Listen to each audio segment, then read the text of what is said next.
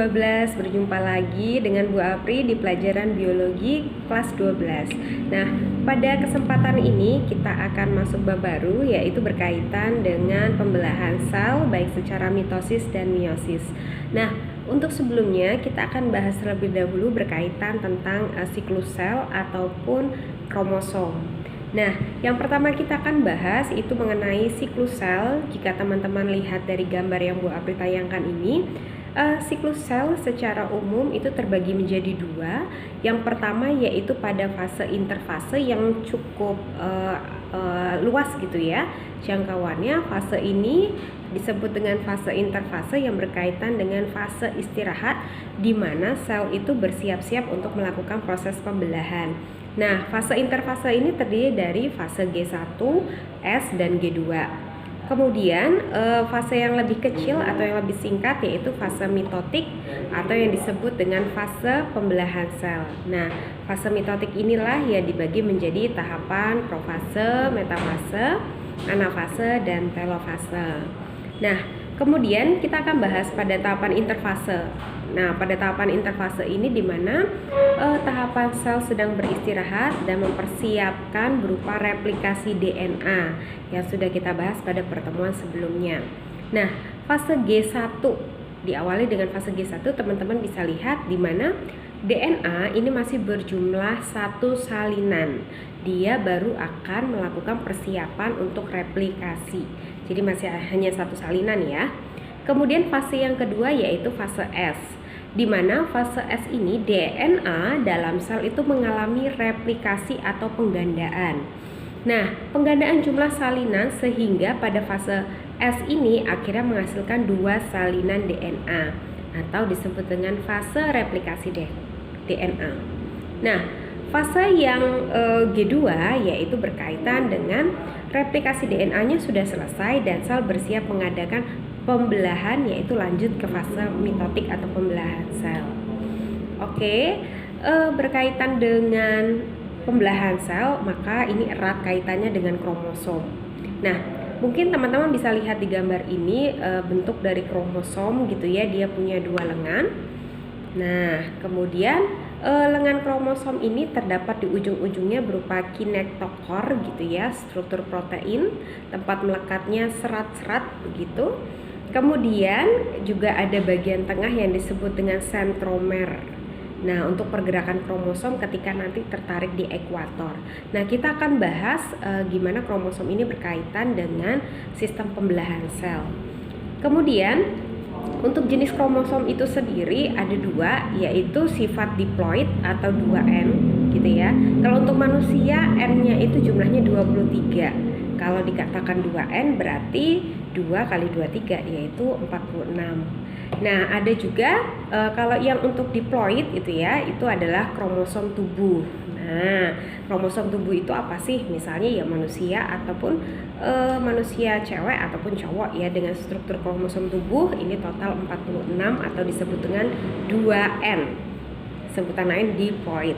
Nah, sedangkan untuk yang kedua itu haploid ya. Haploid itu jumlahnya N atau sama dengan 23. Nah, ini ada terjadi di kelamin gitu ya, kromosom kelamin.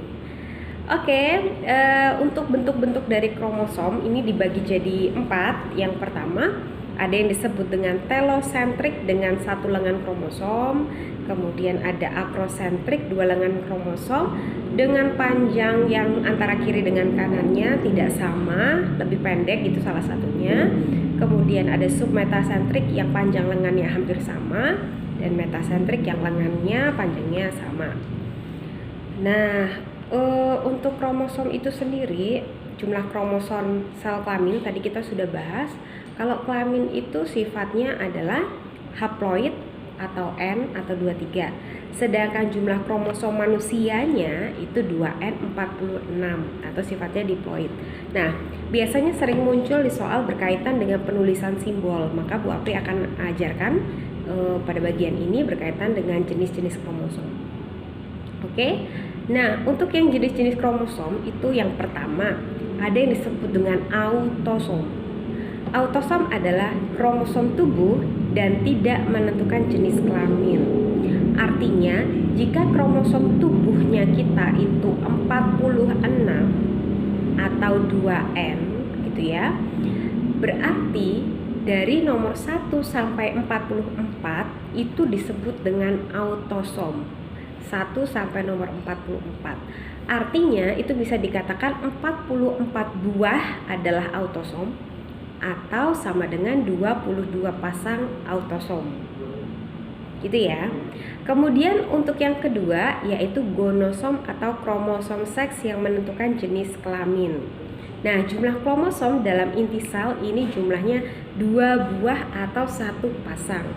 Yaitu kalau kromosom tubuh berarti kan 1 sampai 46. 1 sampai 44 tadi autosom, kemudian 45 dan 46-nya itu disebut dengan gonosom atau sepasang. Itu ya. Nah, terus kemudian untuk menentukan simbol biasanya muncul di soal. Misalnya begini, jika manusia itu laki-laki, manusianya laki-laki, berarti kalau dikatakan manusia itu laki-laki, komponen kromosomnya jumlahnya 46 karena satu tubuh total.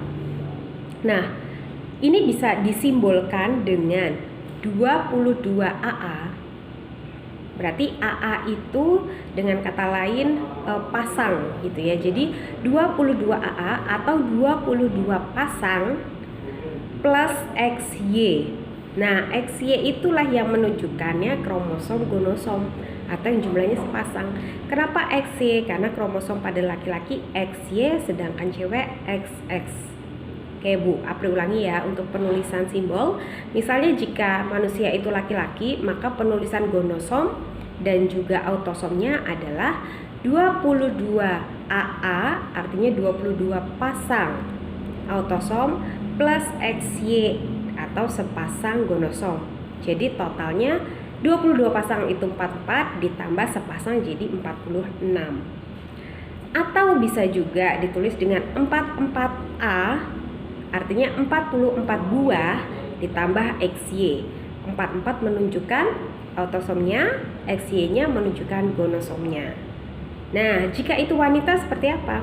Jika itu wanita bisa ditulis dengan 22 pasang atau 22 AA plus XX, atau bisa juga 44A atau sama dengan 44 buah plus XX yang menunjukkan gonosomnya adalah wanita. Nah, itu kalau di sel tubuh sebagai individu wanita ataupun pria. Nah, bagaimana jika itu terjadi di dalam sel kelamin kita? Misalnya di spermatozoa ataupun ovum.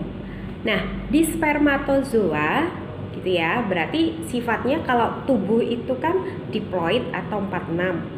Sedangkan kalau di kelamin gitu ya, di spermatozoa ataupun di ovum, ini sifatnya adalah haploid atau N, berarti 23. Nah, dari 23 kromosom ini 1 sampai 22 itu menentukan sifat tubuh atau yang disebut dengan autosom. Sedangkan 1 yang nomor 23 itu menentukan kelaminnya.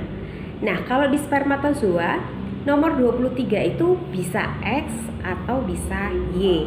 Maka untuk penulisan di spermatozoa adalah 22 buah atau 22A plus X atau 22A 22 buah plus Y. Terpisah karena satu spermatozoa membawa satu gonosom, entah itu X atau Y. Nah, jika pada ovum berbeda. Kalau pada ovum penulisannya hanya 22 buah atau 22A plus X saja. Karena pada ovum itu kelaminnya hanya membawa kromosom X saja, tidak Y.